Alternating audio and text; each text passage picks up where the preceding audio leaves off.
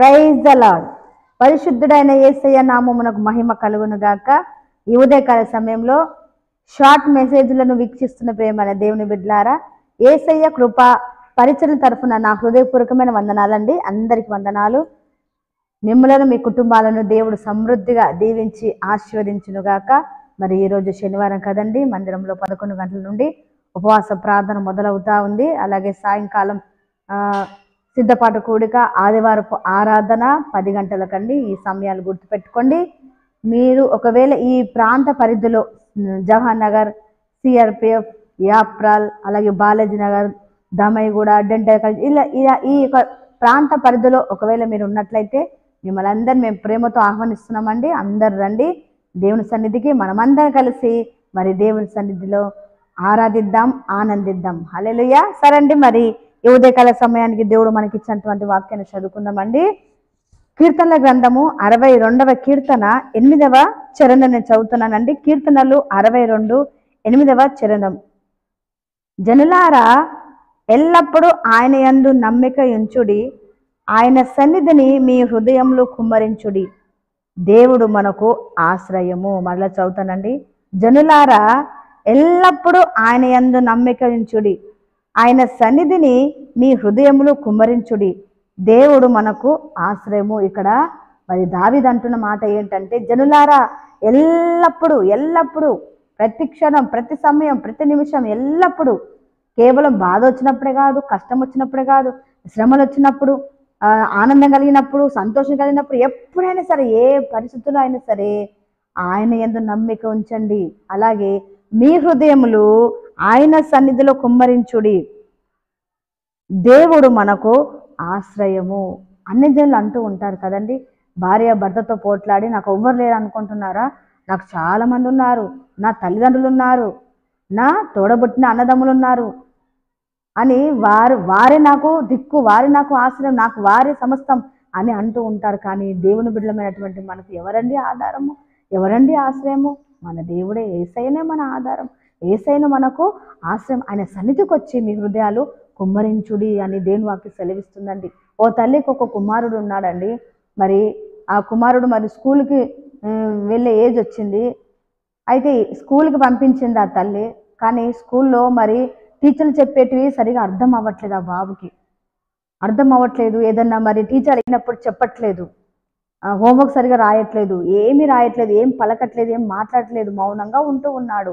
అయితే టీచర్లు మరి భరించారు 1 సంవత్సరం 2 సంవత్సరాలు, అలాగా మరి 10 సంవత్సరాల వరకు, ఆ బాబుకి 10 సంవత్సరాల వరకు వచ్చాక కూడా మరి ఏమీ మరి రావడం లేదు, అతనికి చదువు రావడం లేదు. అయితే టీచర్లు ఏం చేశారంటే ఒక మరి స్లిప్ రాసిచ్చారు. స్లిప్ రాసిచ్చి ఆ స్లిప్ ఆ అబ్బాయి చేతిలో ఇచ్చి, ఇదిగో మీ మమ్మీకి ఇవ్వు అని చెప్పి పంపించారు స్కూల్కి, నువ్వు ఇంటికి వచ్చేటప్పుడు. అయితే ఆ బాబు ఆ స్లిప్ తీసుకొని వచ్చి మమ్మీకి ఇచ్చారు. వాళ్ళ మమ్మీకి అమ్మ ఇదిగో మరి టీచర్లు ఈ స్లిప్ మీకు ఇవ్వమన్నారు అని చెప్పి ఆ స్లిప్ వాళ్ళ మమ్మీకి ఇస్తే వాళ్ళ మమ్మీ తీసి చదివిందంట. ఆ స్లిప్లో ఏముంది, ఆ లెటర్లో ఏముందంటే, మీ అబ్బాయికి చదువు చెప్పడానికి మాకు అంత జ్ఞానం లేదు, మీ అబ్బాయికి ఆ బ్రెయిన్లో అసలు బుర్రనే లేదు, మెదడే లేదు, మేము చెప్పలేము అని చెప్పేసి, మా వల్ల కాదు, ఇంకా మీరు వేరే స్కూల్లో వేసుకోండి, మీ అబ్బాయిని రేపటి నుండి స్కూల్కి పంపించకండి అని చెప్పి ఆ లెటర్లో రాసి టీచర్లు రాసి తల్లికి ఇచ్చారట. అయితే ఆ తల్లి చదివి చాలా బాధపడింది, ఏడ్చింది, కన్నీరు గార్చింది. చిన్న బాబు కదండి, అతనికి ఏం అర్థం కాలేదు. అమ్మ ఏమైందమ్మా, టీచర్ ఏం రాసింది లెటర్లో అంటే, తల్లి ఏం చెప్పింది తెలుసా అండి ప్రేమైన దేవుని బిడ్డలారా, ఇదిగో బాబు, నువ్వు చాలా తెలివిమంతుడు కదా, నువ్వు చాలా జ్ఞానివి కదా, నీకు చెప్పడానికి వారికి జ్ఞానం సరిపోవట్లేదట, అందుకనే నువ్వు ఇంటి దగ్గర నుండి చదువుకో అని చెప్పేసి ఆ తల్లి చెప్పింది. ఆ తల్లి చెప్తే, అవునా అమ్మ, నేను ఇంకా రేపటి స్కూల్కి వెళ్ళకూడదా, ఇంటి దగ్గర నుండి చదువుకోవాలా అని చెప్పి అమాయకంగా తల్లికేసి అడుగుతుంటే ఆ తల్లి చాలా బాధపడిందంట, ఏడ్చిందంట. అయితే దేవుని సన్నిధికి వెళ్ళి ఆ తల్లి మొరపెట్టింది. ఆ తల్లి యొక్క హృదయాన్ని అంతా కుమ్మరించింది. ఏమని ప్రార్థన చేసిందో తెలుసా? ప్రభువా, ఇదిగో నాకు ఇచ్చినటువంటి ఈ బిడ్డని నీవు నాకు ఇచ్చావు.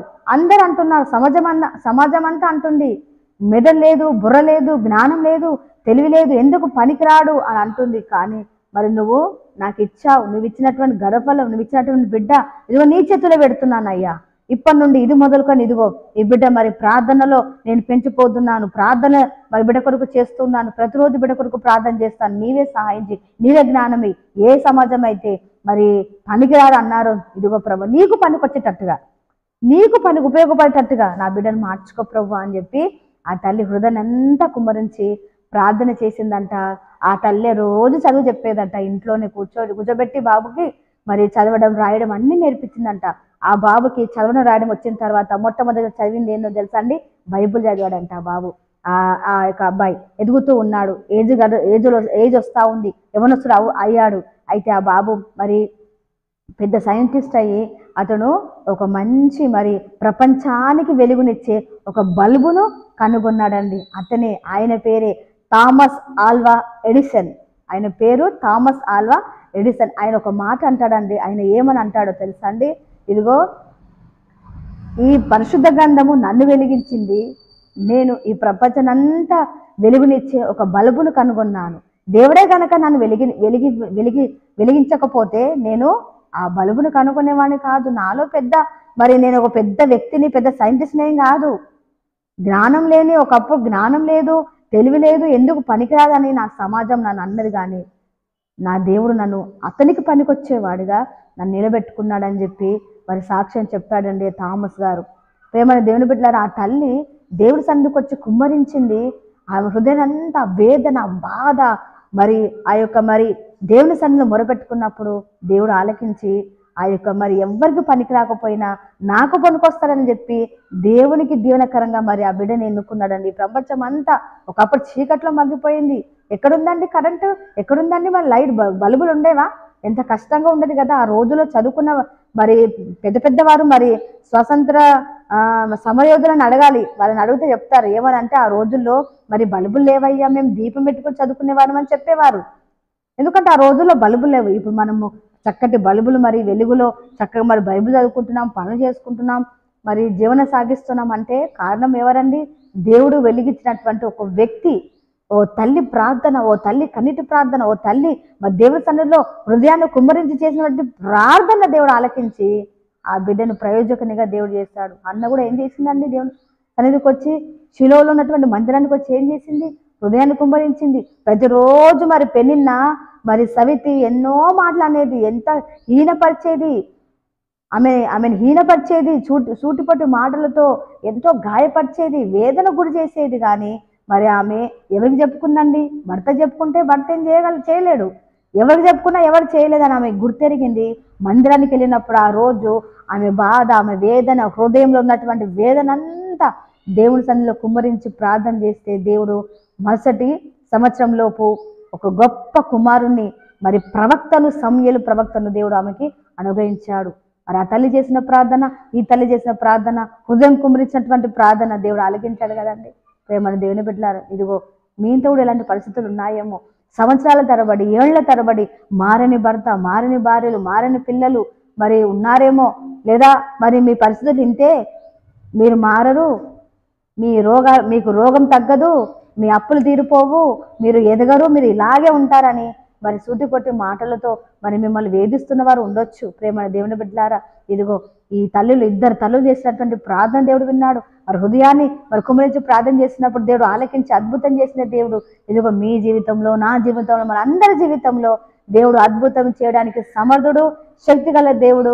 రండి, మందిరానికి రండి. రోజు ఉపవాస ప్రార్థన మనమందరం కలిసి దేవుడు పాదాలు పట్టుకున్నాం. అయ్యా నీవే నాకు ఆశ్రయం, అయ్యా మాకు ఎవ్వరు లేదా, మా నమ్మకం నీవే అని చెప్పి దేవుని సన్నిధిలో హృదయాన్ని కుమ్మరించి ప్రార్థన చేద్దామండి. తప్పక దేవుడు సహాయం చేస్తాడు.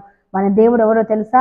ప్రార్థన ఆలకించే దేవుడు. అందుకే భక్తుడు అంటాడు, ప్రార్థన ఆలకించేవాడా సర్వ శరీరులు నీ వద్దకు వచ్చేదారు. నిజమేనండి, మన దేవుడు ప్రార్థన ఆలకించే దేవుడు.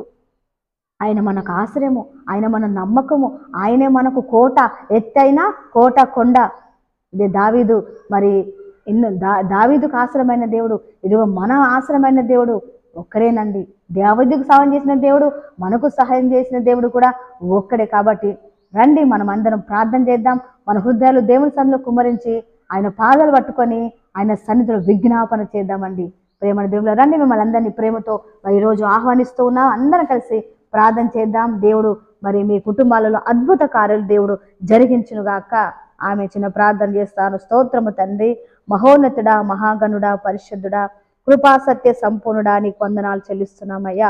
ఈ ఉదయకాల సమయంలో ప్రభువా నీకు వందనాలు నాయన. ఇదిగో తండ్రి మరి జనులారా యెహోవా యందు ఎల్లవేళలా ఆయనందు నమ్మకం ఉంచుడి, మీ హృదయాలు ఆయన సంధిలో కుమ్మరించుడి, ఆయనే మనకు ఆశ్రయం అని మరి దావీదు అన్నట్లుగా ప్రభువా నీకు స్తోత్రములు. నీవే మాకు ఆశ్రయం అయ్యా, నీవే మా నమ్మిక నాయన. నీకు వందనాలు తండ్రి. నీ సన్నిధికి వచ్చి మరి నాయన ఇద్దరు తల్లులు మరి ఉదయం కుమ్మరించి ప్రార్థన చేసినప్పుడు ఎంత అద్భుత రీతిగా మరి ఓ తల్లి మరి బిడ్డ కొరకు ప్రార్థన చేసినప్పుడు అద్భుత రీతిగా ఆ బిడ్డను మరి నాయన మరి తండ్రి ఈ ప్రపంచానికి వెలుగునిచ్చే బల్బు కనుగొనేటట్టుగా గొప్ప సైంటిస్ట్గా మార్చారు. ఇంకొక తల్లి మొరపెట్టుకున్నప్పుడు తండ్రి గర్భఫలము లేదని బాధపడి మరి కన్నీరు వచ్చినప్పుడు నాయన ఇదిగో గొప్ప ప్రవక్తను ఆ తల్లికి అనుగ్రహించారు తండ్రి. ఇదిగో ఎంతమంది అయితే మరి నాయన ఇదిగో బిడ్డలు బాధపడుతున్నారో, ఎలాంటి సమస్యలో, వేదనలో, ఇబ్బందులో మరి కొట్టుమిట్టాడుతూ నీ సన్నిధిలో మొరపెడుతున్నారు. మాకైతే తెలియదు కానీ ప్రభువా నువ్వు సమస్తం వింటున్నావు, సమస్తం ఎరిగిన దేవుడవు తండ్రి. బిడ్డల ప్రార్థన ఆలకించండి, కృప చూపండి, వెనువెంటనే కార్యాలు జరిగించండి తండ్రి. నీకు స్తోత్రములు నాయన. అయ్యా ప్రభు బిడ్డలకు నాయన మరి నీవే ఆశ్రయం, మా అందరికి నీవే ఆశ్రయం తండ్రి. నీవే సహాయం చేయమని నాయన బిడ్డలందరిని ఆశ్రదించమని, మేలు చేత ఉపకారాల చేత నింపమని నీకే సమస్త ఘనత మహిమ ప్రభువులు ఆరోపిస్తూ యేసు పరిశుద్ధ నామమును బట్టి అడుగు పొందుకొని ఉన్నాము తండ్రి. ఆమేన్. అందరికి వందనాలండి. ఈ దినమంతా మరి మీరు తలపెట్టే ప్రతి కార్యాలు, ప్రతి పని యేసయ్య పేరిట సఫలమవునుగాక. ఆమేన్. అందరికి ప్రైజ్ దలాడండి.